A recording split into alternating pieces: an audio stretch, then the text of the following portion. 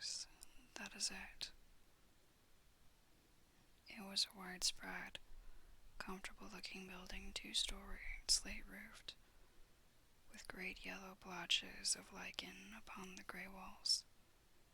The drawn blinds and the smokeless chimneys, however, gave it a stricken look, as though the weight of this horror still lay heavy upon it.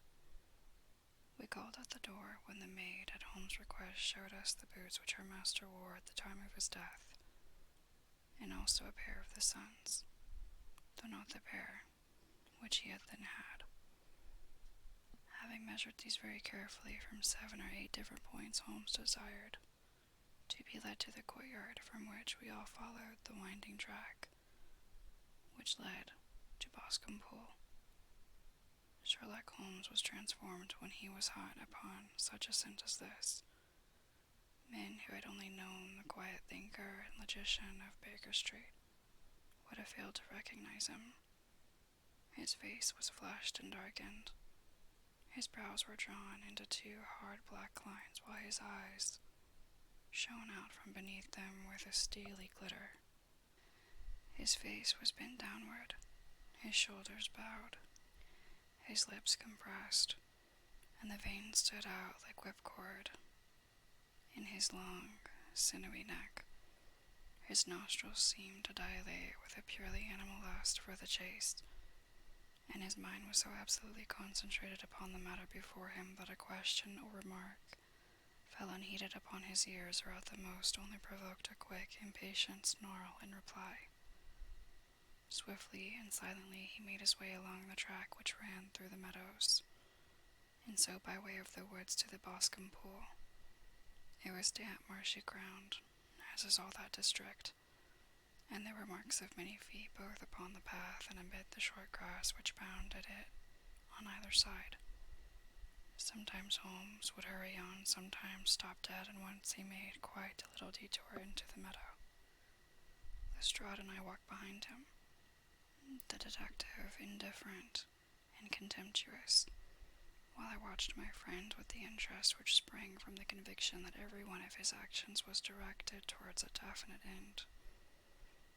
The Boscombe Pool, which is a little reed-girt sheet of water some 50 yards across, is situated at the boundary between the Hatherley farm and the private park of the wealthy Mr. Turner. Above the woods which lined it upon the farther side, we could see the red jutting pinnacles which marked the site of the rich landowner's dwelling. On the Hatherley side of the pool the woods grew very thick, and there was a narrow belt of sodden grass 20 paces across between the edge of the trees and the reeds which lined the lake. Lestrade showed us the exact spot at which the body had been found, and indeed so moist was the ground that I could plainly see the traces which had been left by the fall of the stricken man. To Holmes, as I could see by his eager face and peering eyes, very many other things were to be read upon the trampled grass. He ran around like a dog who was picking up a scent, and then turned upon my companion. "What did you go into the pool for?" he asked. "I fished about with a rake. I thought there might be some weapon or other trace, but how on earth—" "Oh, tut-tut, I have no time. That left foot of yours, with its inward twist, is all over the place. A mole could trace it, and there it vanishes among the reeds. Oh, how simple it would all have been had I been here before they came like a herd of buffalo and wallowed all over it. Here is where the party with the lodgekeeper came, and they had covered all tracks for 6 or 8 feet round the body. But here are 3 separate tracks of the same feet." He drew out a lens and lay down upon his waterproof to have a better view, talking all the time rather to himself than to us. "These are young McCarthy's feet. Twice he was walking, and once he ran swiftly, so that the soles are deeply marked and the heels hardly visible. That bears out his story. He ran when he saw his father on the ground. Then here are the father's feet as he paced up and down. What is this, then? It is the butt end of the gun as the son stood listening, and this. Ah, what have we here? Tiptoes, tiptoes. Square too, quite unusual boots. They come come, they go, they come again. Of course, that was for the cloak. Now, where did they come from?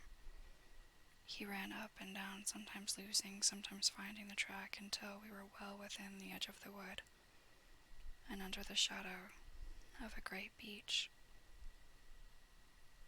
the largest tree in the neighborhood.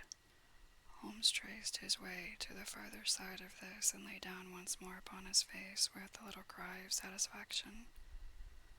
For a long time he remained there, turning over the leaves and dried sticks, gathering up what seemed to me to be dust into an envelope and examining, with his lens, not only the ground but even the bark of the tree as far as he could reach. A jagged stone was lying among the moss, and this also he carefully examined and retained.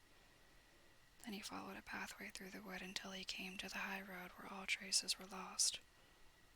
It has been a case of considerable interest, he remarked, returning to his natural manner. I fancy that this grey house on the right must be the lodge. I think that I will go in and have a word with Morin and perhaps write a little note. Having done that, we may drive back to our luncheon. You may walk to the cab, and I shall be with you presently. It was about 10 minutes before we regained our cab and drove back into Ross, Holmes still carrying with him the stone which he had picked up in the wood. This may interest you, Lestrade, he remarked, holding it out. The murder was done with it. I see no marks. There are none. How do you know then? The grass was growing under it.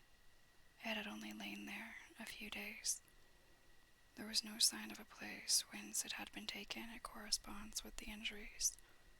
There is no sign of any other weapon. And the murderer is a tall man, left-handed.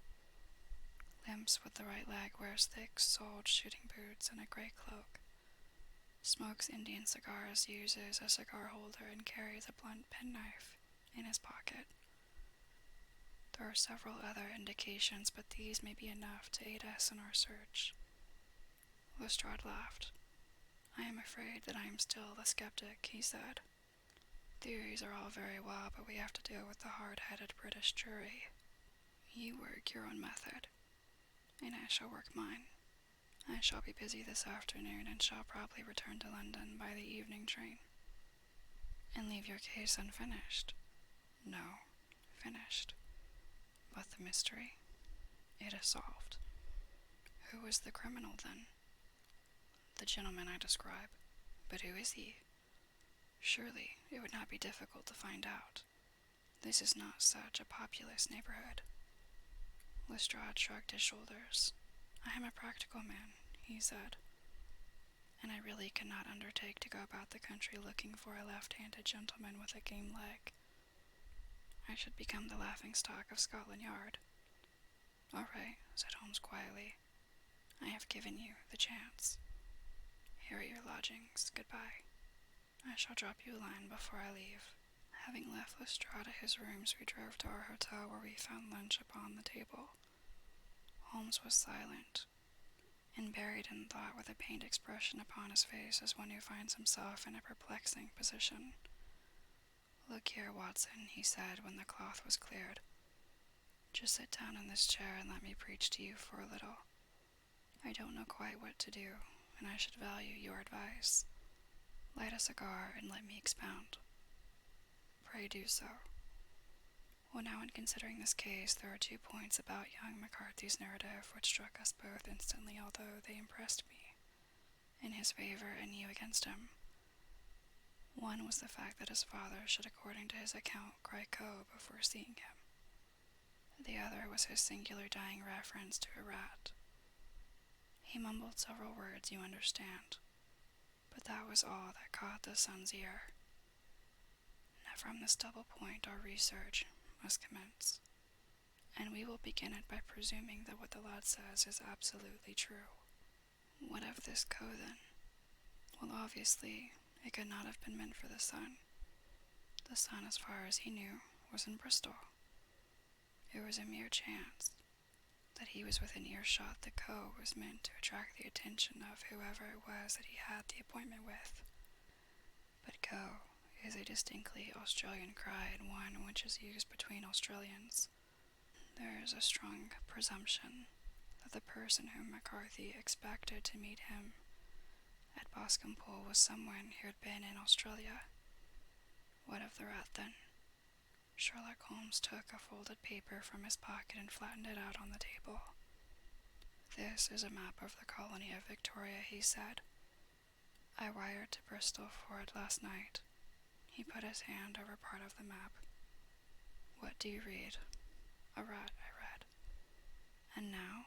He raised his hand. "Ballarat." "Quite so." That was the word the man uttered, and of which his son only caught the last two syllables.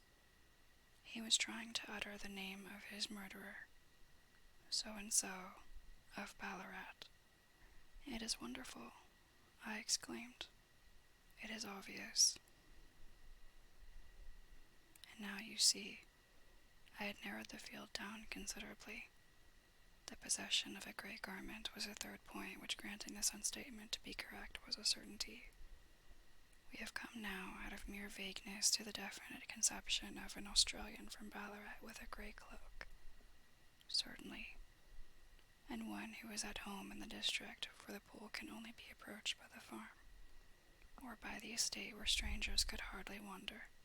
Quite so. Then comes our expedition of today.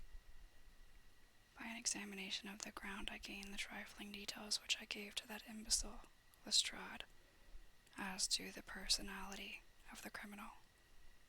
But how did you gain them? You know my method. It is founded upon the observation of trifles.